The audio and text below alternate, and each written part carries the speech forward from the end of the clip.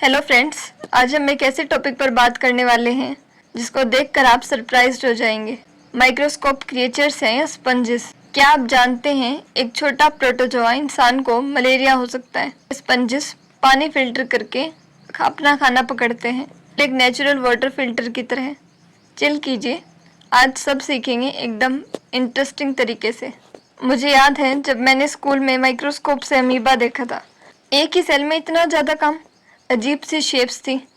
Imagine कीजिए एक छोटे से क्रिएचर में पूरी दुनिया बसती हो। आज हम यूनिट 1 में दो इम्पोर्टेंट टॉपिक्स कवर करेंगे, फाइलम प्रोटोजोआ और फाइलम पोरीफेरा।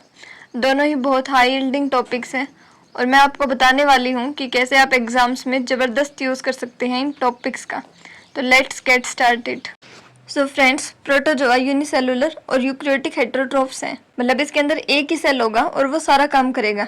ये प्रोटोप्लाज्मिक ऑर्गेनाइजेशंस वाले होते हैं और ये एक इम्पॉर्टेंट पॉइंट है, आप एग्जाम में लिख सकते हैं। प्रोटर या तो मॉइस्ट सॉइल में पाया जाएगा या फिर इसका जो साइज होगा वो 1 माइक्रोमीटर से 1 मिलीमीटर तक होगा। कुछ बहुत छोटे होते हैं और कुछ थोड़े बड़े से होते हैं।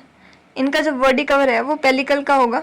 टेस्ट या शेल सब फॉर्म्स में मिलेंगे। प्रोटोजोआ के पास अलग अलग टाइप्स के लोकोमोशंस होते हैं, जैसे सूडोपोडिया में फॉल्स फिट जैसे अमीबा के अंदर होगा, फ्लैजिला में जैसे यूग्लिना, सीलिया उसके अंदर छोटे छोटे हेयर्स होंगे जैसे पैरामीशियम में, और कभी कभी बिल्कुल भी मोबिलिटी नहीं होती जैसे प्लाज्मोडियम में। जो एक प्रोटोजोआ बिना खुद चलने के भी पैरासाइट बन गया, न्यूट्रिशन देता है, ब्लड फ्लो से एक जगह से दूसरी जगह तक ले जाता है, और सर्वाइवल और कॉम्प्लेक्स ट्रांसमिशन के लिए उसने अपना कॉम्प्लेक्स लाइफ साइकिल तक डेवलप कर लिया। न्यूट्रिशन भी अलग अलग तरीके से होता है।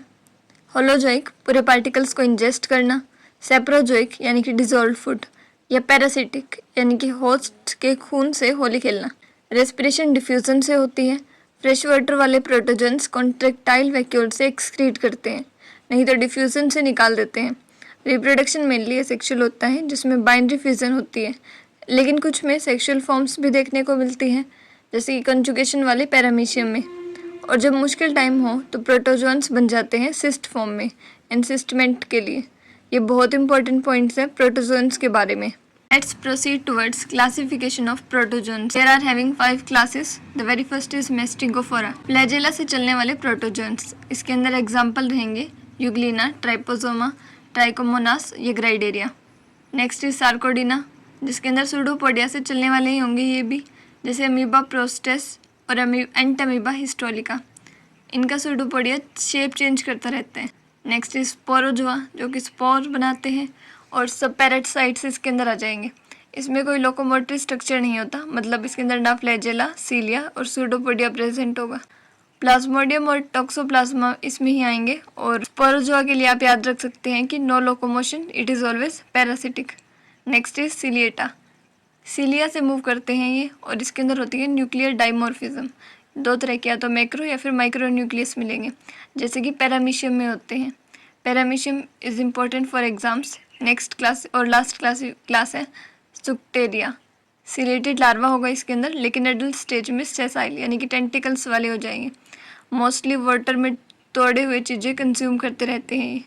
You can learn it by most सरकेजम speaks clearly sir, मतलब मेस्टिगोफोरा, ऐसे सर्कोडिया, नेक्स्ट ऐसे स्पोरोजोआ, फिर सी से सिलेटा और ऐसे सक्टेरिया।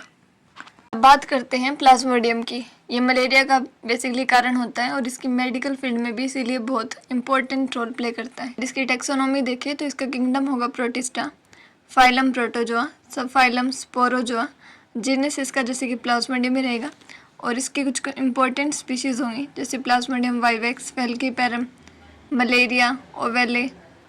ये सारी ह्यूमन मलेरिया के एजेंट्स हैं।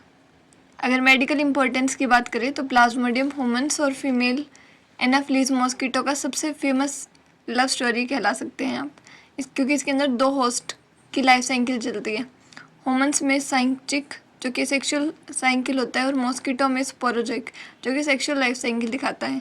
ध्यान रहे, अगर मलेरिया से बचना है आपको, जो कि इस टाइम पे काफ़ी ज़्यादा फैल रहा है, तो मॉस्किटो कंट्रोल करना सबसे इम्पोर्टेंट है। अगर प्लाज्मोडियम की मॉर्फोलॉजी देखें तो ये प्लाज्मोडियम प्लेनोमॉर्फिक होता है, मतलब इसके अंदर जो स्टेजेस हैं वो शेप और साइज़ के अकॉर्डिंग चेंज होते रहते हैं। या तो ये 1 माइक्रोमीटर के भी हो सकते हैं और अप टू 80 माइक्रोमीटर तक जा सकते हैं। कोई फ्लैजेला या सीलिया इसके अंदर नहीं होता, लेकिन एपिकल कॉम्प्लेक्स होता है, मतलब जो होस्ट सेल को इन्वेड करने के लिए इम्पॉर्टेंट रोल या हेल्प करता है। हेमोजीन पिगमेंट बनाता है जब आरबीसी का हेमोग्लोबिन डाइजेस्ट करता है। ये मलेरिया पिगमेंट्स के लिए भी एक इम्पॉर्टेंट साइन है। तेजी से याद रख सकते हैं आप स्पोरोजोइट, ट्रोफोजोइट, जो कि इनिशियल फॉर्म रिंग से मोबॉइड बनेगा, स्किनजोइट बहुन्यूक्लियाई वाली स्टेज, मेरोजोइट, और जो गैमेटोसाइट है यानी कि जो सेक्सुअल फॉर्म है उसके अंदर प्लाज्मोडियम फेल्कीपेरम का गैमेटोसाइट क्रिसेंटिक शेप में होता है। प्लाज्मोडियम की लाइफ साइकिल है वो बिल्कुल एडवेंचरस मूवी जैसी होती है, क्योंकि एक तो इसके अंदर 2 होस्ट होते हैं और अलग अलग स्टेजेस चलती रहती है। मॉस्किटो के अंदर जब female Anopheles mosquito malaria patient का खून पीती है बिल्कुल एक चुड़ैल की तरह, तो ब्लड में से गैमेटोसाइट यानी कि मेल या फीमेल में से ले लेता है और मॉस्किटो के गट में गैमेटोजेनेसिस प्रोसेस स्टार्ट कर देता है। एक मेल गैमेट या फिर जो माइक्रोगैमेट होता है वो फर्टिलाइज करता है एक फीमेल के मैक्रोगैमेट को। एक जाइगोट बनता है जो कि ओनकोइंट बन जाता है। जाइगोट गट वॉल क्रॉस कर सिस्ट बनाता है। ये उस सिस्ट में बहुत स्पोरोजाइट्स बनते रहते हैं और ये जो स्पोरोजाइट्स है वो माइग्रेट करके सलेवरी ग्लैंड में सेटल हो जाते हैं।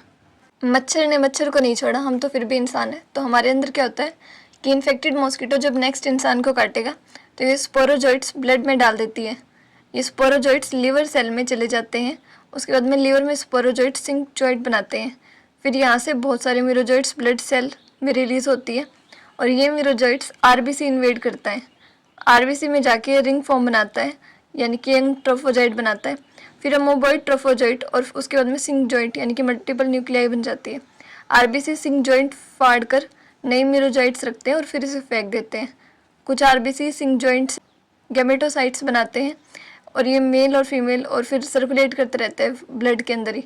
ये जो गैमेटोसाइट्स है वो नेक्स्ट मॉस्किटो को मिलते हैं, फिर लाइफ साइकिल रिपीट होती रहती है मॉस्किटो के अंदर। आप याद रखें कि ये 2 फेजेस शो करते हैं, एक तो लिवर में एक ब्लड के अंदर, और टाइमिंग भी इसका वेरी करता है। यूजुअली 24 से 72 आवर्स में एक साइकिल कंप्लीट करता है। बाकी स्पीशीज़ टू स्पीशीज़ वेरी करता है।